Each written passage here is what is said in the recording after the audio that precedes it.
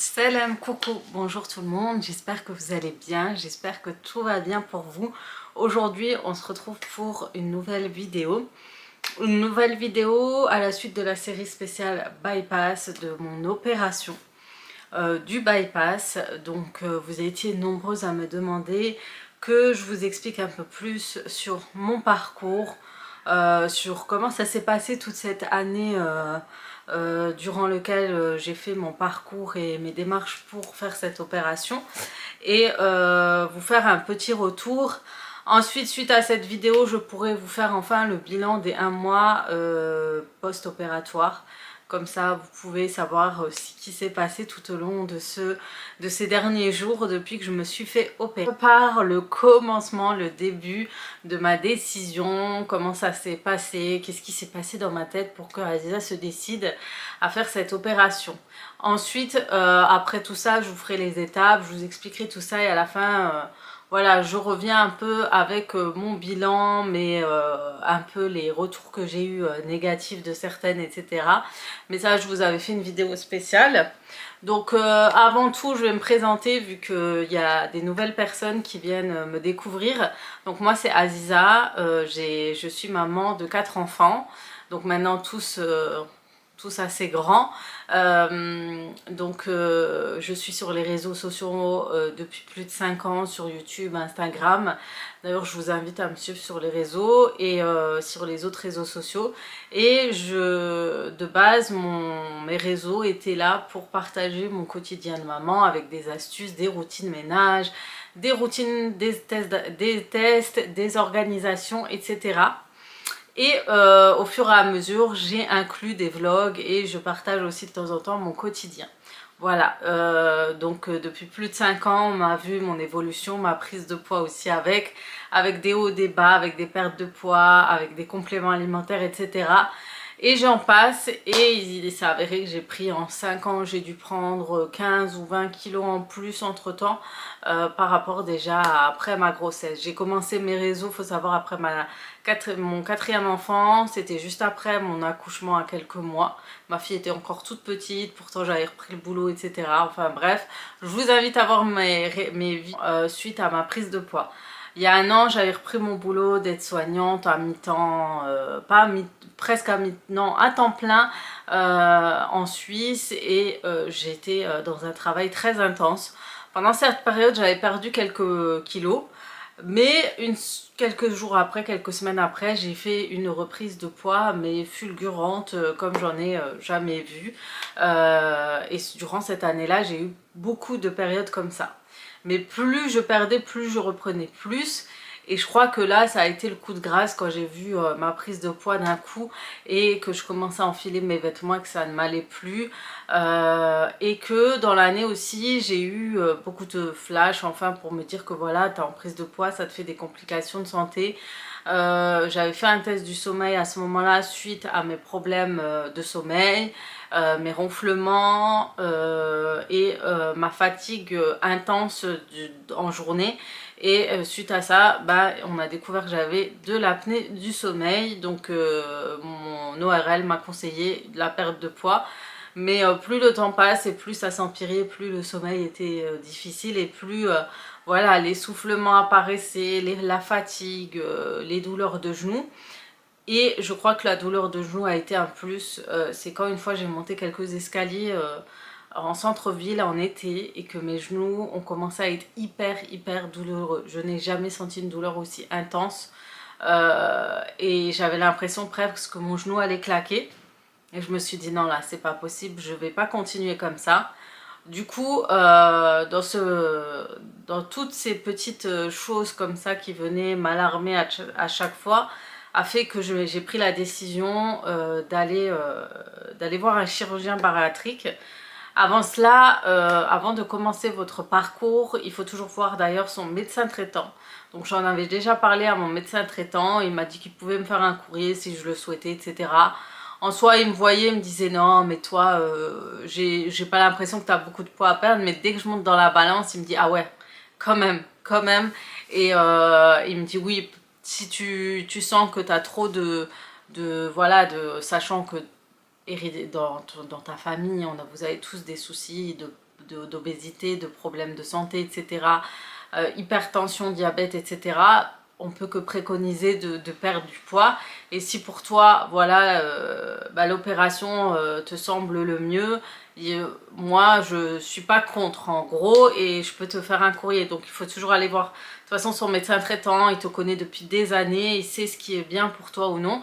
Donc toujours dans ton parcours, il faut commencer à voir ton médecin traitant, un courrier pour aller voir ton chirurgien, et ensuite prendre un rendez-vous chez un chirurgien. Alors ce que j'ai fait, j'ai regardé un peu dans tous les forums avant de prendre un rendez-vous. Et à force de voir, il y avait toujours un nom qui revenait d'une chirurgienne dans mon secteur. C'est pas ma ville, c'est à 1 heure de chez, presque 1 heure, on va dire une demi-heure, 40 minutes. Et je me suis dit, tu sais quoi, je vais voir ça. Moi, je m'en fous, privé, pas privé, etc. Aujourd'hui, ça veut rien dire. De toute façon, en public, tu as du privé. D'ailleurs, ma chirurgienne fait du privé, donc en gros, voilà. Pour moi, c'était la personne avec qui les retours étaient toujours positifs. Et ça revenait souvent de cette chirurgienne. Du coup, j'ai pris le rendez-vous chez elle. Au début, j'ai pris un rendez-vous avant elle. Il faut savoir que j'avais pris déjà un rendez-vous chez un docteur, mais je trouvais jamais son nom. J'avais jamais de retour sur lui, rien du tout. Et j'ai dit, tu sais quoi, c'est même pas la peine, j'annule. J'ai vu qu'elle avait un rendez-vous, j'ai tout de suite sauté sur l'occasion et j'ai pris un rendez-vous chez elle, donc pour aller la voir.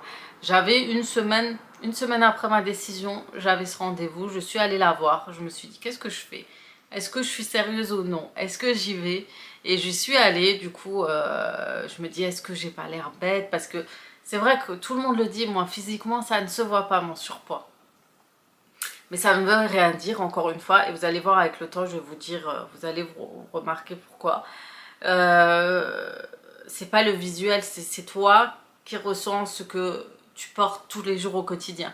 Les gens vont vous dire, oh mais c'est pas trop, ouais mais ça va, oui. Mais en fait c'est toi et toi. En fait c'est à toi de voir, il n'y a que toi qui peux savoir ce que tu as besoin. Et si tu as besoin de perdre du poids ou qu'est-ce, parce que c'est toi qui portes ce poids, c'est pas les autres en fait. Bref, et du coup j'ai vu cette chirurgienne qui m'a un peu expliqué.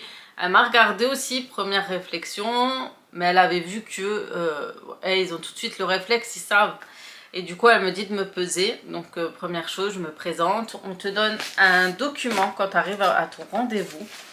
Un document que tu dois remplir, je sais pas si je l'ai gardé, parce que j'en ai reçu plusieurs, du coup je l'ai gardé, où tu dois raconter en gros ton histoire de vie dans ce petit parcours, dans ce petit document, pour expliquer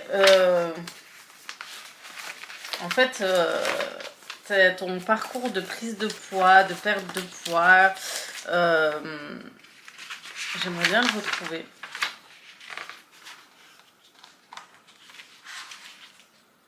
Voilà. Donc on a un petit formulaire de consultation et dedans en fait tu dois raconter un peu ta vie, les causes et facteurs favorisant l'obésité familiale. On a l'histoire de mon poids, donc genre tu as un petit calendrier ici par exemple et tu dois expliquer quand tu as pris du poids, quand tu as perdu, etc. par rapport les plus grands points dans ta vie où tu as pris du poids et où tu en as perdu. Avec les régimes, les traitements, etc. Ensuite, on a l'alimentation. Vous êtes-vous déjà fait vomir, etc. C'est pour vous connaître vraiment un peu plus. Est-ce que vous êtes sédentaire ou si vous avez des activités sportives? Et on a les informations médicales détaillées qui sont très importantes. Et que feriez-vous après avoir maigri? Que souhaitez-vous pouvoir refaire lorsque vous aurez maigri? Donc ça, c'est un beau... moi, je trouve que c'est une bonne question parce que tu te remets en question à ce moment-là et tu te dis vraiment, est-ce que tu as besoin de perdre du poids? Qu'est-ce qui a changé depuis ta prise de poids? Et là, tu te rends compte, oui, je sors moins, je fais moins d'activités, j'emmène moins mes enfants à l'extérieur parce que je me sens essoufflée, fatiguée, parce que je suis toujours pas bien, parce que je me sens mal dans ma peau, etc. Donc ce formulaire, tu le remplis dans la salle d'attente et tu lui le déposes à ton chirurgien. Et donc, lors du rendez-vous, elle te pèse comme je vous l'ai expliqué. Et ensuite elle m'explique le parcours, elle me dit oui en effet vous avez un IMC de, j'avais à ce moment là 36 qu'est-ce qui, elle me disait voilà, quel souci de santé avez-vous par rapport à ce poids? Donc moi je vais parler de mon dos, de mes genoux, de mon apnée du sommeil, donc elle note. Et ensuite elle me dit que bah voilà, vous êtes possible d'être éligible à cette opération. Il faudra durant quelques mois prendre des rendez-vous pour ce parcours, pour qu'on découvre déjà ce que vous avez, quel type de comorbidité vous avez, et que vous revoyez un peu votre bilan de santé. Donc moi ce parcours je le trouve top, parce que vous allez pouvoir revoir faire tout un bilan de votre santé, et même pour vous c'est rassurant de savoir pas mal de choses. Donc dedans, moi elle m'a donné comment on appelle ça, des documents à donner au médecin, des demandes de consultation.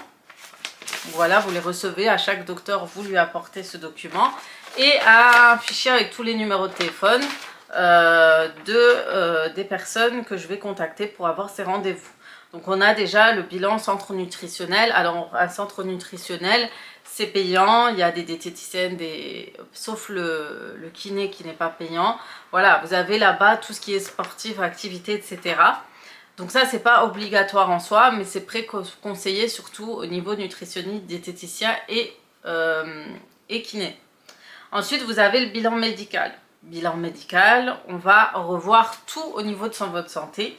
Et là, c'est ce que je vous ai dit. Vous allez devoir faire une échographie abdominale, donc pour voir le foie, l'estomac, etc., pour voir tout ce qu'il y a, tout ce qui se passe, la vésicule biliaire, etc., et une radiographie thoracique et un TOGD. Première chose, pourtant je suis dans le médical, je ne connaissais pas le TOGD. TOGD, c'est le genre de radio où tu vas te rouler sur un plateau, c'est le cas de le dire en slip. Tu vas boire un produit et il faudra te retourner. Et en fait, ça permet de détecter si tu fais des reflux gastriques, si tu as la porte de l'œsophage ouverte, d'où le fait d'avoir des remontées ou autre, pour voir s'il y a des complications. Et c'est à ce moment, grâce à ce genre de radio aussi, que vous pourrez savoir si vous ferez plus un bypass ou une slip. Donc voilà, en gros, c'est ça. C'est une radio, tu fais du roulé-boulé en buvant un produit. Franchement, c'était hyper gênant. Je m'y attendais pas, mais t'es en slip, hein, clairement, et tu roules.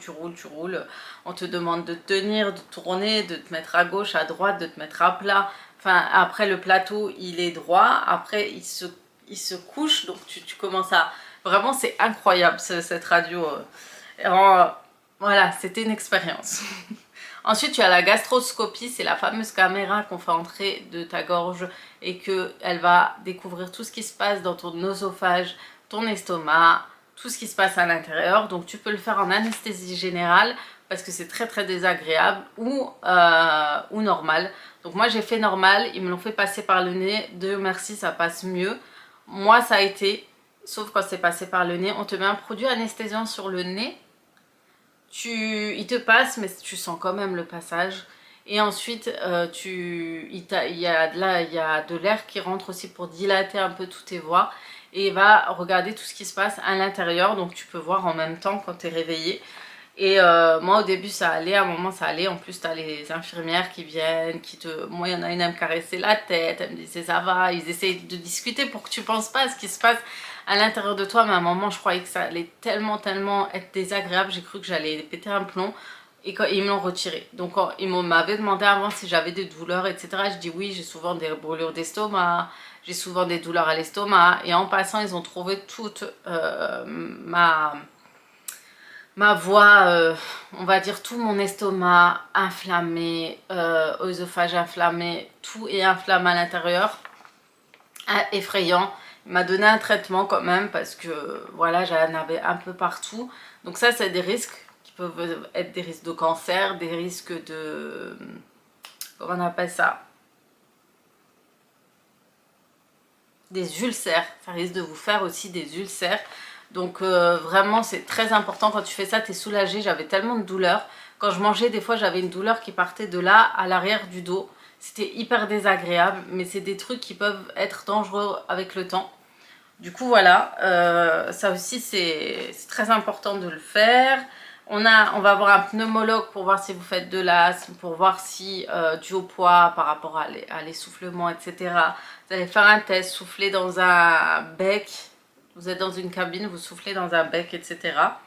pour voir si vous essoufflez vite, etc. Et moi pareil. Quand elle me voyait, elle ne pensait pas. Et pareil, elle m'a dit si, j'ai un petit thorax, du coup, plus ça commençait à se compresser, je prenais de partout un peu jusqu'au dos. Et j'arrivais plus, souffler et tout. Pour moi, c'était ça, limite, je tombais dans les pommes. C'était désagréable.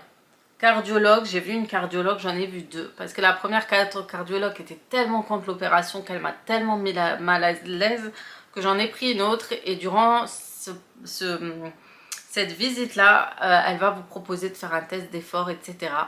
Et voilà, elle donne l'aval comme quoi il n'y a pas de complications, il n'y a pas de problème au niveau cardiaque, etc. Pareil, pour quelqu'un d'angoissé, tout ça fait du bien de faire ce genre de bilan. Parce que vous voyez un peu ce qui se passe au niveau de tout l'intérieur de votre corps.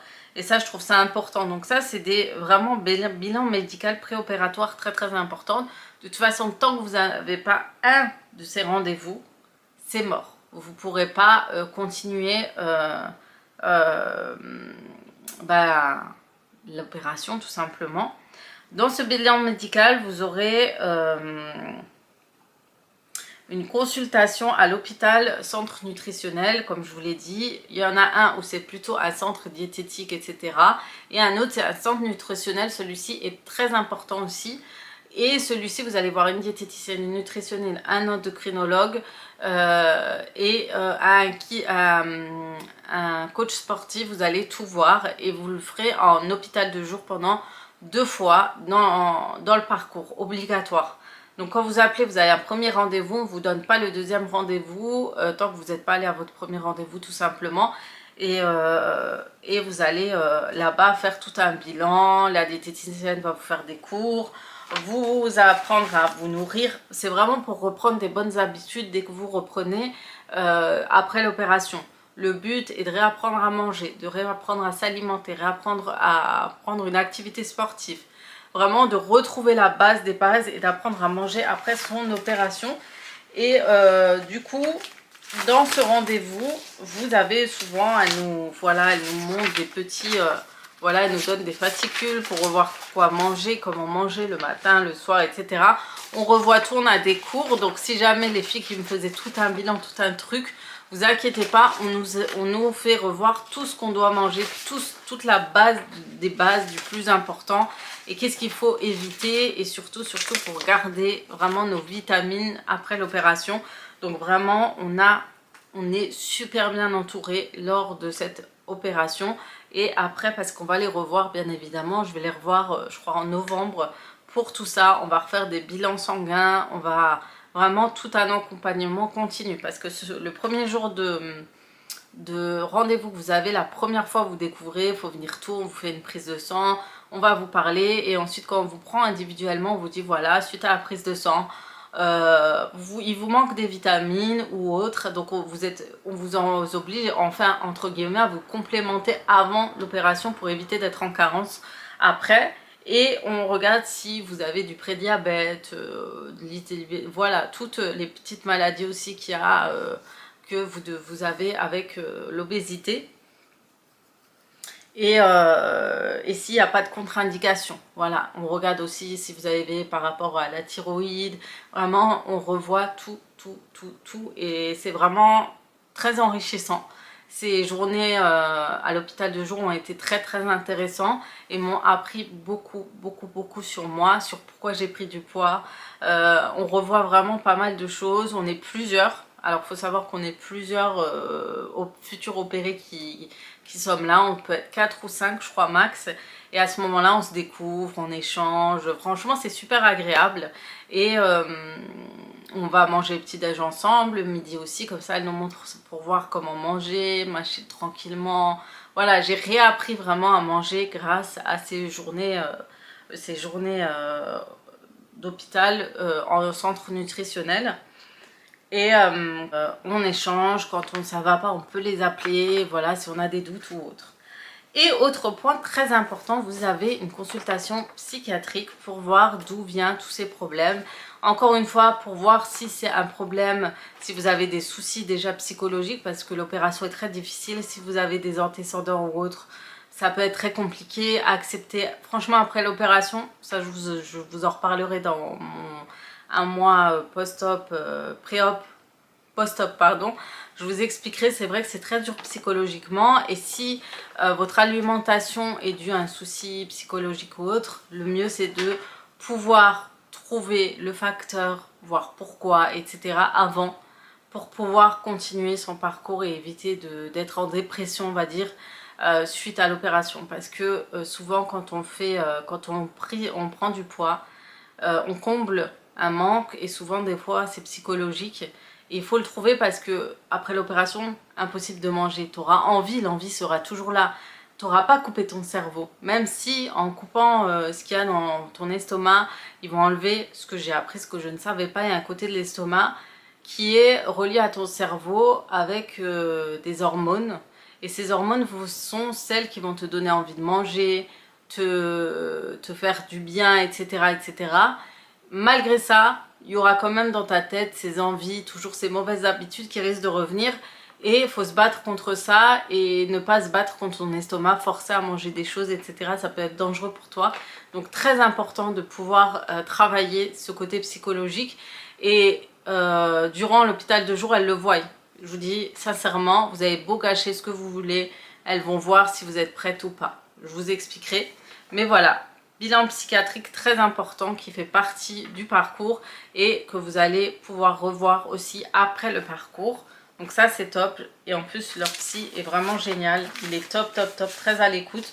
Quand je l'ai vu, c'est quoi? On va faire un bilan, pareil, reparcours de toute ta vie, les éléments importants, depuis quand ta prise de poids, etc.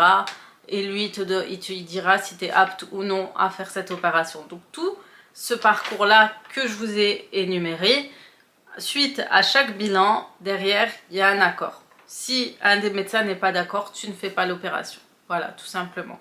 S'il y en a un qui dit non, tu as un souci cardiaque, c'est compliqué, ou non, tu as un problème à l'estomac. Si par exemple, quand tu as fait la gastroscopie, ils ont trouvé l'hélicobactère, tu es obligé de te faire traiter cette hélicobactère. C'est une bactérie de l'estomac. Avant de te faire opérer, celle-ci, elle peut engendrer des cancers, des ulcères, etc. Moi, je l'avais déjà eu à l'époque, je l'avais déjà traité. C'est des maladies qu'on se donne, je crois, en postillonnant quand on est très jeune.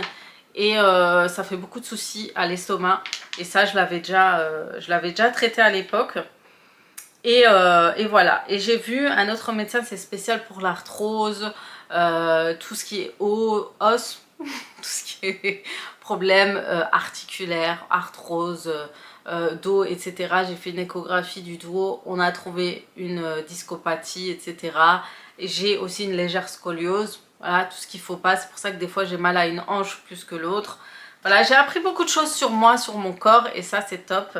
Ce bilan est très important, même si à la fin vous ne débouchez pas de l'opération, bah, vous avez appris beaucoup de choses sur votre corps, et je trouve que c'est trop bien. Vraiment. Désolée, des fois je regarde là, ma monteuse, elle me claque souvent, elle me dit arrête de regarder le retour écran, regarde la lentille. Du coup voilà, il faut que je regarde la lentille. Bref, en tout cas voilà pour ce bilan. Ce parcours dure 6 à 11 mois, 12 mois. Pour ma part, ça a été plus de 10 mois. C'est très long, il faut être très patient. J'ai travaillé sur ma patience, mais un truc de fou, parce que moi je suis hyper impatiente, et ça m'a aidé au niveau de la patience. Et j'ai appris beaucoup de choses durant ce parcours. Je vous jure que c'est une découverte sur vous et votre corps. Vraiment très importante. Et voilà. Et j'ai eu, suite à cela, donc une fois que vous avez fini tous les bilans, même si vous les avez finis, nous on devait finir notre deuxième jour d'hospitalisation au centre nutritionnel. Le centre nutritionnel, on a à nouveau une journée, on revoit tout ensemble, on rediscute. Ils vont voir si on a perdu, on a pris du poids, notre ressenti, etc. On était 5. Alors la première fois, on était 4. Déjà, il y en a une, le premier rendez-vous à l'hôpital de jour, bah, elle a discuté avec nutritionniste et le endocrinologue. Et à la fin, elle avait perdu énormément de poids, et ils l'ont conseillé de continuer, que elle, ce qui serait intéressant, ce serait plus une opération de reconstruction physique, en gros, de refaire une abdominoplastie, refaire les bras. Elle avait perdu, je crois, 20 kilos Et elle avait déjà fait le parcours, elle a arrêté, elle est revenue. Et franchement, vous voyez, ce qui est bien, c'est que c'est pas à la chaîne. On vous prend, voilà, vous allez tous vous faire opérer, vraiment selon chaque personne, elles vont avoir l'accord ou non, et en discuter, échanger. Et puis elle, par exemple, premier jour, on a déjà perdu une. Deuxième jour d'hospitalisation qui était 3-4 mois après la première journée, cette fois-ci, une n'avait pas l'air d'être prête, elle avait encore des enfants en bas âge, elle réfléchissait encore, etc. Elle n'était pas trop à l'aise, ça se voyait psychologiquement, c'était encore dur. Et ils lui ont conseillé, ils lui ont pas accordé. Déjà, c'est avant même la réunion pluridisciplinaire, ils lui ont pas accordé encore, ils lui ont dit il faut quand même un peu se voir et laisser encore du temps parce que vous n'êtes pas encore prête, on va essayer de travailler ce qui va pas, etc. Donc vraiment, sachez que le parcours est important vis-à-vis de ça. C'est pas on vous prend des rendez-vous, vous enchaînez et hop, tout de suite le bloc-up. Rien à voir. Donc rassurez-vous, on ne choisit pas par hasard les gens, on leur donne des opérations à la chaîne, pas envie parce qu'on veut se remplir les poches ou non. C'est vraiment tout un suivi et un accord avant déjà l'accord. Parce que moi, je me rappelle, j'ai reçu beaucoup de questions. Moi, je comprends pas pourquoi, Ziza, toi, on t'a donné alors que tu fais pas beaucoup. Alors, je sais que vous pensez que je fais tous 80 kilos. Je faisais 80 kilos quand j'ai commencé YouTube. J'étais dans les 85, 87, 88. Je crois même plus. 88, je crois. Je devais perdre 5 kilos. J'étais en tout cas entre 83, j'étais arrivée à 83 kilos à un moment, j'avais perdu, puis j'ai repris 88, etc. Mais là, en 2 ans, en un an et demi, j'ai pris 15 kilos, je suis arrivée à 103 kilos facile. En peu de temps, très rapidement. Et moi, pour moi, je savais que si je ne ferais pas l'opération aujourd'hui, dans un an et demi, j'étais facile à 140 kilos. C'était sûr et certain. C'est dans mes gènes, c'est comme ça. Et même si j'ai fait des efforts, j'ai fait du sport, etc. Et ça, c'est ce qui est super bien dans le parcours que j'ai fait. C'est qu'on te dit, des fois, il y a des gens qui n'arrivent pas à perdre du poids parce que c'est génétique. Parce qu'il y a un problème d'insuline. Parce qu'il y a un problème d'hormones. Il y a un problème aussi au niveau de ton métabolisme. Et on ne peut que trouver une solution d'aide comme l'opération pour pouvoir y arriver. Et c'est ça qui est important de le savoir. Moi, mon problème, et le savez, j'ai eu des grossesses où j'ai pris de grosses pertes, j'ai perdu énormément de poids. J'ai perdu entre 10, 15, 20 kilos par grossesse. Le problème, après l'accouchement, je reprenais 20 à 25 kilos. C'était énorme. Donc j'étais toute maigre pendant les grossesses, etc. Ça veut dire quoi? Que mon corps s'est mis en sécurité, qu'il a décidé de stocker pour préparer les prochaines grossesses. D'où le fait que je prenais et que j'avais du mal à perdre. Et plus les grossesses avançaient, plus j'avançais dans les grossesses, et plus pendant cette période où je vomissais, où j'étais pas bien, plus les kilos descendaient doucement. Première année, je perdais 20 kilos. La première grossesse, 20 kilos. La deuxième, 15 kilos. La troisième, j'ai perdu 12 kilos. La quatrième, 8 kilos. Et pourtant, j'avais les mêmes symptômes, les mêmes vomissements. Je vomissais plus, mais mon corps se mettait en sécurité, donc je perdais doucement. Et même aujourd'hui, je perds doucement avec l'opération. Parce que mon système, il est comme ça. Mon métabolisme est comme ça. Et on le sait. Mais je vais perdre doucement, et tant mieux, parce que je veux pas que ce soit un choc pour mon corps. Mais malgré le peu que je mange, je suis quelqu'un qui perd très, très, très, très lentement. Voilà. Par contre, la prise de poids, elle est fulgurante. Je sais pas pourquoi, mais c'est ce métabolisme qui est comme ça. Donc voilà. Une fois que j'ai terminé, donc on part à la phase de... J'ai terminé tous mes rendez-vous médicaux avec mes 2 jours de journée d'hospitalisation, hôpital de jour au centre nutritionnel. Donc j'ai commencé en août mon parcours. Première journée d'hospitalisation en novembre. J'avais déjà fait la moitié de tous mes rendez-vous médicaux à ce moment-là. Deuxième rendez-vous hôpital de jour en mars. À partir de là, vous avez, tout va s'avancer, mais ça passe tellement lentement, c'est trop dur. Donc une fois que je suis arrivée en mars, que tout a été ok, pour eux ils sont ok, j'avais perdu 2 kilos quand même, 5 entre novembre et mars. Et parce que je mangeais doucement, je faisais attention, etc. Et j'ai perdu 2 kilos en 5 mois. Et du coup je leur ai expliqué, voilà, moi c'est une question Voilà, je ne mange pas forcément entre les repas ou le soir, mais par contre, le midi ou quand je mange, j'y vais quoi. Tac, tac, tac, je m'arrête plus. Je crois le moment stop où c'est un moment où je me dis dans ma tête, faut s'arrêter. Je crois mon estomac, il avait plus de bouton stop, il avait plus rien. C'est vraiment dans ma tête où je me dis, ça y est, stop, calme-toi quoi. Du coup, voilà, je pouvais ingurgiter plein de choses, mais au moment des repas. Et du coup, elle me disait de faire des petites assiettes, de manger lentement, parce que moi, quand je mâchais tac, tac, et j'avalais. Et cette sensation d'avaler des gros morceaux me faisait du bien. Donc ça veut dire, je sais pas ce que c'était, mais voilà, il faut que je mange des gros morceaux pour me sentir rassasiée et sentir que je mange et que voilà. Et je mâchais je mangeais vite quoi. Et donc, du coup, on a travaillé tout ça et on a découvert que c'est grâce à ce côté-là de je me sens plus que je suis rassasiée, je sens plus voilà que j'ai une prise de poids et surtout que je ne m'arrête pas de manger. Je n'arrive pas à trouver le bouton stop. Voilà. Voilà, après avoir tout ça, donc à la fin elle m'a dit bon pour nous ça sera ok, tout est bon pour vos rendez-vous, etc. On va passer votre dossier en commissionnement et normalement il passe en commissionnement en mai. Oui, le 16 mai.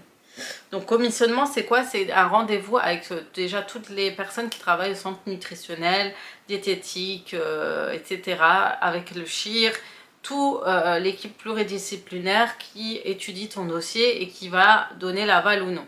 Dans ce dossier, il faut que tout soit complet avec tes radios. Plus ton dossier est rempli et que tu as des comorbidités, plus il va être accepté. C'est quoi comorbidité? Pourquoi c'est important? C'est quand tu as une IMC en dessous de 40, il faut justifier cette opération du fait que tu as des maladies dues à cette pathologie d'obésité. Il faut que tu as un minimum, je crois, 2 ou 3. Par exemple, l'apnée du sommeil, problème de dos, problème d'articulation, soucis respiratoires dus à l'obésité, apnée du sommeil en fait partie je pense, et l'autre ça peut être le diabète, ça peut être le foie gras, ce que j'avais. Donc moi je vous énumère tous mes comorbidités: apnée du sommeil, foie gras, problème de dos, arthrose, et je crois que j'en avais un autre, prédiabète. J'en avais 5. C'est énorme. C'est énorme. En général, il y a des personnes, ils en ont 2 ou 3. Moi, j'avais 5. J'étais déjà prédiabétique. Et tous ces soucis-là, en peu de temps, avec physiquement, visuellement, tu n'étais pas beaucoup en obésité, etc. Mais derrière, les pathologies étaient là. Derrière, j'avais beaucoup de soucis et je l'ai découvert grâce à ce parcours. D'ici 2 ans, 3 ans, ça veut dire que j'aurais déjà eu du diabète qui se serait réveillé. Surtout que je mangeais beaucoup de sucre. Peut-être que j'aurais eu l'apnée du sommeil. L'apnée du sommeil est dangereux pour votre santé. Sachez qu'il y a des arrêts cardiaques la nuit à cause de l'apnée du sommeil. Très peu le savent, mais pourquoi il y a ces arrêts cardiaques? Parce que vous fatiguez votre cœur. Parce que pendant l'apnée du sommeil, votre souffle est coupé et pendant un moment, il n'y a plus l'oxygène qui nourrit notre cœur, etc. Et du coup, ça refatigue et après, bam, bam, bam. J'avais souvent des réveils où je m'étouffais. J'avais la sensation de m'étouffer. J'avais souvent des fausses routes dans la journée. Je n'ai plus ça, les filles, depuis un mois, je ne fais plus de fausses routes. Alors peut-être que je mange peu, mais avant, c'était même avec ma salive, j'avais des fausses routes. Alors je ne sais pas si c'est un rapport. Dites-le moi, celles qui ont déjà été opérées, qui avaient déjà ces soucis. J'avais des fausses routes, je m'étouffais souvent. Et la nuit, il m'arrivait de me réveiller parce que des fois, j'avais aussi les remontées. Et ben, changer de voix et je crois que dans ma vie, 2 ou 3 fois, j'ai failli mourir la nuit. Et heureusement, je me réveillais en sursaut une fois, carrément, ça m'a tellement bloqué. Quand je me suis réveillée, j'arrivais plus à respirer. Et c'était bloqué. Et je faisais comme ça. Et je tapais. Et après, ça a sorti. Et j'avais carrément tout été irrité dans ma voie respiratoire. En fait, j'avais avalé au mauvais endroit. Tout mon liquide gastrique, il est passé, c'était les remontées acides, hein, qui étaient passées à l'autre voie. Mais j'étais toute seule, avec mes enfants. Et heureusement, j'avais un ange gardien. Comme on dit chez nous, c'est les doigts de tes parents, les prières de tes parents qui ont fait qu'ils t'ont sauvé. Mais je me suis réveillée tout de suite comme ça, tout droit, et j'ai tapé, heureusement. Et j'avais souvent ce genre de soucis où je m'étouffais à chaque fois la nuit. Alors est-ce que c'est un rapport et tout possible? Moi, ma soeur m'a dit c'est sûr, mais voilà. En tout cas, je les ai plus jusque-là, on croise les doigts, on y croit. On continue à faire des doigts, oui, je dis tout le temps on croise. Je ne suis pas superstitieuse, mais c'est des expressions. Bref, voilà, en tout cas, je me suis découvert durant toute cette année de parcours. Donc le parcours est très long, soyez patients. Il y a beaucoup de rendez-vous, il y a beaucoup de retours. Alors ça va pas être évident parce que vous allez avoir beaucoup de remarques. Ça va être très dur, c'est pour ça que j'ai gardé ça pour moi. Aujourd'hui, j'ai pas envie de dire aux gens, j'avais pas envie de dire aux gens, voilà, je fais mon parcours pour faire mon bypass ou ma sleeve, etc. Ça ne regarde personne, c'est que moi, ça ne regarde que moi. Ça ne regarde ni toi, ni même pas mon mari, c'est à moi de décider si c'est bien pour moi ou non. Donc voilà, une fois on retourne sur le sujet, on était du coup au rendez-vous pour pluridisciplinaire, donc j'avais 5 comorbidités.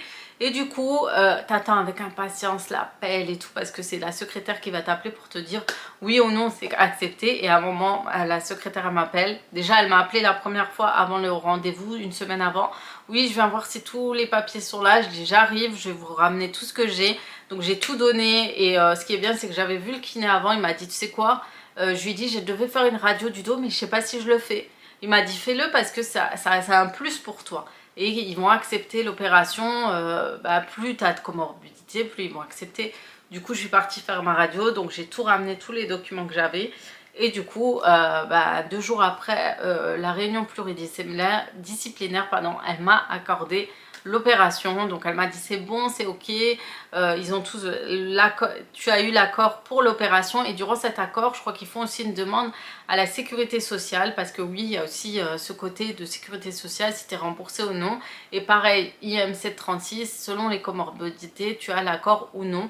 Et s'ils ont l'accord, ils vont aussi, voilà, il faut que ces 2 accords soient ok pour qu'ils puissent t'appeler pour te dire que tout est ok pour ton opération. Donc elle me dit on te prend rendez-vous à telle date, est-ce que tu préfères en privé ou en public? Je lui dis en privé ça me dérange pas, si j'ai le rendez-vous le plus vite, elle m'a dit bah ça m'arrange.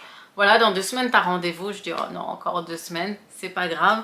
Donc j'ai revu ma chirurgienne, elle m'a tout expliqué, elle m'a dit écoute, on va partir sur un bypass. Alors je vous avoue que ma chirurgienne, j'ai pas eu de feeling ou d'affinité plus que ça, je la trouvais très sec.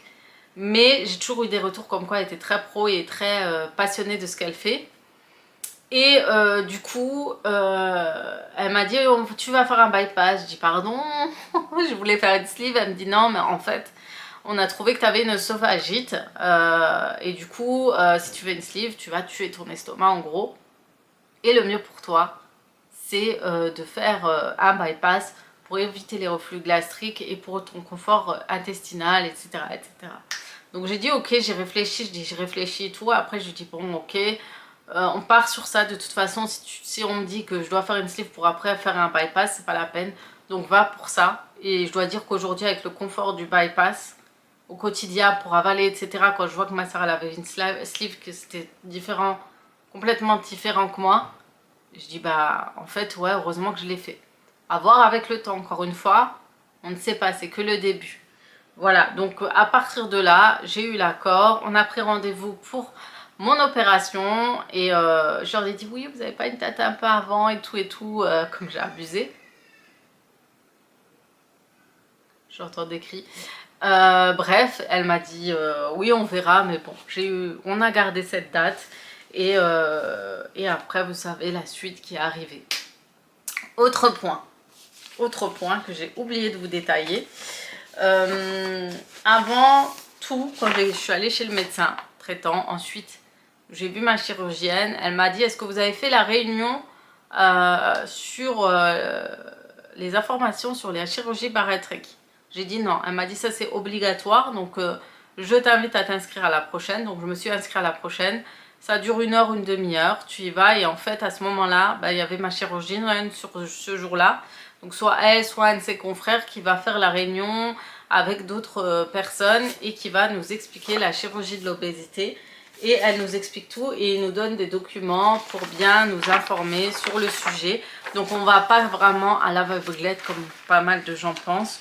On va vraiment nous parler de toutes sur l'intervention, ce qui se passe avant, ce qu'on doit faire. On va nous parler du technique du bypass. Il y a plein de techniques bariatriques. Il n'y a pas que la sleeve, il n'y a pas que le bypass, il y a l'anogastrique. il y a la sleeve, il y a la dérivation bilio-pancréatique, d'ailleurs j'en ai rencontré une fille qui le faisait. Il y a le bypass de roue en Y, c'est ce que j'ai fait. Et ensuite voilà, on vous explique tout, vous avez tous les détails, par exemple pour moi c'est ça. Alors pour revenir à un retour, elle nous a parlé un peu des risques, etc. Et souvent, faut savoir que il y a pas mal de gens qui ont eu des retours négatifs par rapport au bypass, aux opérations, mais il faut dire que c'était il y a un peu plus de 10 ans, depuis 2015-2014, et que ça a beaucoup évolué. Et que à l'époque, il y avait plusieurs façons de faire un bypass. Il y avait le bypass, le mini bypass, le bypass... oh, c'est un, il est hyper dangereux. Et qu'ils ont arrêté de faire, c'est le bypass. Si j'ai oublié, si je retrouve, je vous le note. Ce bypass a fait beaucoup de carences à pas mal de patients. Il y a eu beaucoup de séquelles et il y a eu aussi des opérations beaucoup ratées à l'époque où des gens ont eu des complications. Alors aujourd'hui, ils disent pas qu'il n'y a pas de risque zéro. Ils nous expliquent vraiment que maintenant, au niveau de l'opération, c'est beaucoup plus... Voilà, travaillé. Maintenant, il y a moins de fistules le lendemain de l'opération, moins de complications, etc. Par contre, c'est le après, faire attention à ce qu'on mange, etc. pour éviter les risques parce que le bypass et la sleeve, c'est souvent quand on rentre à la maison, c'est si on force ou non. Parce que notre estomac est opéré, donc cicatrisé, avec des coutures, etc. Et si on mange un peu n'importe quoi, que notre estomac il commence à contracter, qu'on va forcer, etc., on risque d'ouvrir et de faire des fistus. C'est ce qu'il y a de plus dangereux. Et voilà. Mais sinon, aujourd'hui, les techniques sont beaucoup plus minutieux. Ils opèrent aujourd'hui avec des robots, ce qu'ils m'ont fait. Ils m'ont opéré avec un robot. D'ailleurs, quand tu le vois, il fait peur, on dirait une araignée. Mais du coup, ta chirurgienne, elle est plus au-dessus de toi. Elle est dans un coin avec une machine comme un jeu vidéo. Et du coup, chaque geste à elle est vraiment beaucoup plus minutieux qu'à l'époque. Contrairement quand ils étaient au-dessus de vous sur les cicatrices, sur les célioscopies, c'est des trous qu'on vous fait à l'estomac, au niveau plutôt de votre ventre, de votre abdomen, et ils introduisent des instruments. Ces instruments vont être manipulés et normalement quand ils étaient au-dessus, ils étaient plus comme ça, en regardant avec la caméra. Il y a la caméra qui rentre aussi dans ces célios et ils vous regardent. Là, c'est un peu plus, c'était plus compliqué pour eux. Aujourd'hui, avec les robots, apparemment, tout est plus... ils sont plus minutieux au niveau de chaque geste et détail. Donc, c'est comme si ils étaient à l'intérieur de votre ventre en train de réellement coudre et couper, etc. Donc, voilà. Moi, quand elle m'a dit le robot, j'ai flippé. J'ai dit, ça se trouve, le robot, il va péter un câble dans mon ventre. Il y a tout qui va exploser. Enfin, bref. Mais alors que non, c'est beaucoup mieux recommandé de se faire opérer par ce robot. Ce fameux robot. Voilà, donc là on est bon pour le parcours. N'hésitez pas, de toute façon je pense faire une FAQ bientôt. Ou si vous avez des questions, bah, comme ça j'y répondrai en vidéo. Donc voilà pour mon parcours des 1 an, parce que ça a clairement tenu 1 an. Hein. J'ai eu le temps de réfléchir et réfléchir à 2 fois. Ce n'était pas une décision prise à la légère ou à l'arrache. J'ai pris le temps de prendre cette décision de me faire opérer pour mon bien-être, santé, le plus, bien évidemment, pouvoir perdre du poids pour se sentir mieux. Alors aujourd'hui, je ne demande pas à être un mannequin ou à être je ne sais quoi. Aujourd'hui, je veux être quelqu'un en bonne santé qui peut marcher, courir, ne pas avoir mal aux genoux, pouvoir dormir, pouvoir se reposer, avoir une vie normale et éviter de se goinfrer de mauvaises choses et de faire n'importe quoi. Et surtout, m'éviter les pathologies que je risquais d'avoir. Qui allait venir peut-être d'ici 5 ans, 10 ans, voilà, qui allait peut-être être accéléré avec cette prise de poids et peut-être éviter que j'arrive à 150 kilos, ce que je risquais clairement de l'être, dû à mes gènes, dû à mes antécédents, dû à plein d'autres choses. Enfin voilà, en tout cas j'espère que cette vidéo vous aura plu. J'ai eu beaucoup de filles qui m'ont dit qu'ils ont pris des rendez-vous déjà chez les chirurgiennes. Donc j'espère que ça vous aura aidé pour le début de votre parcours. Donc encore une fois, pour commencer le parcours, allez voir votre médecin traitant. Votre IMC doit être un peu plus de 35-36 avec comorbidité. Et surtout, allez voir si ça ne va pas tous les spécialistes de santé qui pourront vous aider parce que ça peut provenir de peu importe. Même si vous avez commencé le parcours, vous allez être redirigé vers des professionnels de santé et peut-être que vous vous ferez opérer, peut-être pas, mais le plus important, c'est que vous trouvez une solution pour éviter de prendre à nouveau, continuer à prendre du poids et de vous retrouver avec des maladies qui vous pourrissent la vie et c'est compliqué, ça je le sais, et voilà, moi ça a été dur. Je crois l'an dernier ça a été le plus dur, et plus je prenais du poids, moins je me reconnaissais, je me sentais de plus en plus mal dans ma peau. J'étais devenue aigrie, voilà, en plus les douleurs et le manque de sommeil, euh, vous êtes dans tous vos états, quand vous êtes dehors vous n'êtes pas bien, vous avez des malaises parce que vous n'avez pas mangé, enfin laissez tomber, j'ai eu plein de choses négatives vis-à-vis de ça, et voilà. De toute façon, je vous ferai la fameuse vidéo post-opératoire pour vous dire ce mois-ci ce que j'ai ressenti, ce qui a changé dans mon quotidien, et j'ai hâte de vous partager tout ça. En tout cas, voilà pour mon parcours, voilà comment ça s'est passé. Donc encore une fois, ce n'est pas pris à la légère. Quand je l'ai annoncé sur YouTube, bien évidemment, j'ai eu que des retours négatifs, plein de critiques, etc. Mais les gens ne connaissent pas, ne savent pas ce qu'est l'opération, pourquoi les gens qui ont eu des soucis, qu'est-ce qui s'est passé. Sachez qu'il y avait plein de choses qui se sont passées. Je connais tous ceux qui ont eu des complications. J'ai eu ma soeur qui a fait la sleeve et pourtant elle a eu une complication durant l'opération. Ça ne m'a pas empêché de ne pas le faire. Donc vous voyez, même si vous me dites je connais la voisine, la cousine, le truc, ça ne sert à rien. Aujourd'hui, de toute façon, je l'ai fait. Vous allez voir sur le temps ce qui se passera. Mais jusque-là, ça se passe bien. De toute façon, comme dit, je vous en reparlerai. Mais voilà, en tout cas, j'espère que je vous aurai aidé sur votre parcours.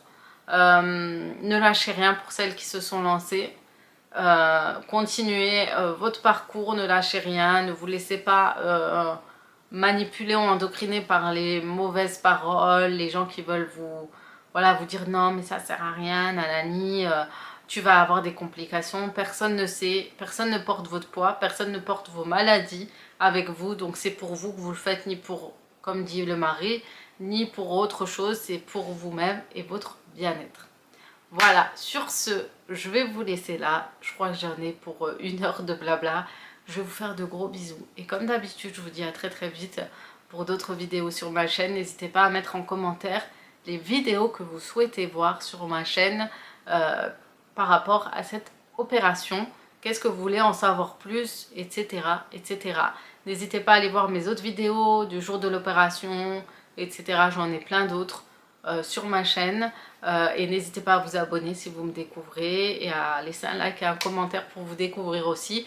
Je vous fais de gros bisous, à très vite pour d'autres vidéos sur ma chaîne.